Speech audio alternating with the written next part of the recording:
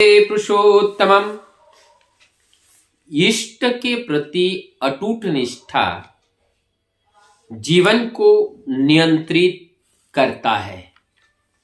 ये बात 100% सत्य है। लेकिन अब सवाल उठता है कि इस इष्ट है क्या चीज? ये बाजार में मिलता है, यहां कोई खरीदने में मिलता है, यहां किसके पास मिलता है ये इष्ट? इष्ट का अर्थ है मंगल, और ये इष्ट मंगलमय कौन होते हैं? मंगल कौन होते हैं? वो सत्य। और सत्य जिनके अंदर होता है वो होते हैं मंगलमय पुरुष। पुरुष क्यों कहते हैं? क्योंकि वो परिपूरणकारी होते हैं, इसलिए उनको पुरुष कहा जाता है। वो परिपूरणकारी हैं, इसलिए वो पुरुष कहा जाता है। तो ये परिपूरणकारी जो पुरुष है, जो सत्य है, धर्मनिष्ठा है, तो जब वही परिपूरणकारी जो पुरुष है इस धरती पर इस रक्त मांस संकलित देह धारण करके जब वो आते हैं, वो धारण करके जब आते हैं और उन्हीं के अंदर वो सत्य विराज करता है, और ऐसे मनुष्य जिनके अंदर सत्य गुणों से भरा हुआ है, जिनके आचार आचरण चाल चलन चरित्र सत्य को परिपूरित करने के लिए लगा रहता है, ऐसे पर्सनालिटी को ही वास्तव में पर्सनालिटी ही कहा जाता है।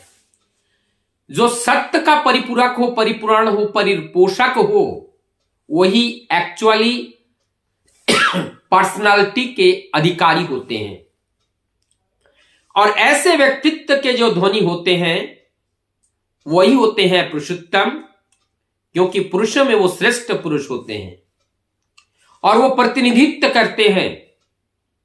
और ऐसे व्यक्ति को जीवन में आइडियल बना करके चलने से हमारी जीवन की सारे आइडिया बदलकर परम पुरुष की आइडिया के साथ युक्त हो जाता है।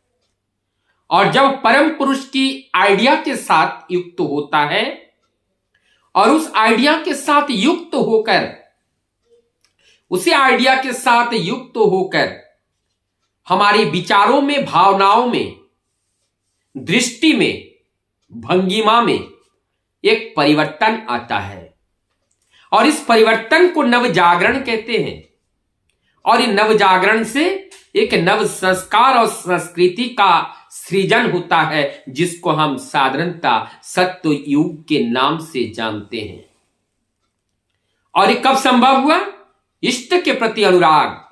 अनुराग कैसा आता है कि उस जो मंगलमय पुरुष है उनको पकड़ करके चलना, उनको निर्देश को पालन करके चलना, उनकी बातों को अक्षर अक्षर पालन करते हुए चलना, उनको अवहेलना न करना।